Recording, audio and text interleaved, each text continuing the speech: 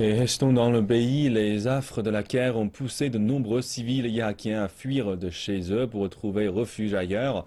Nous nous sommes rendus dans un camp de réfugiés près de Ramadi pour constater les conditions difficiles dans lesquelles se trouvent des familles entières. Voici un camp de réfugiés situé à une vingtaine de kilomètres environ au sud de Ramadi.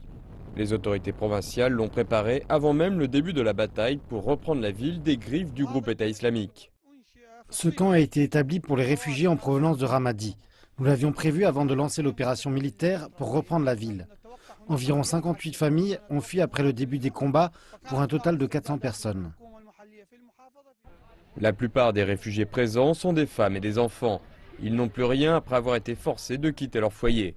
Ils doivent à présent affronter les rigueurs de l'hiver à l'abri dans de simples tentes. Nous avons dû recouvrir les tentes avec des toiles. L'hiver est assez froid ici. Nous devons trouver davantage de matériaux et nous préparer à venir en aide à davantage de personnes en provenance de la province d'Anbar. Depuis le début de l'opération militaire, des milliers de familles ont fui leur habitation.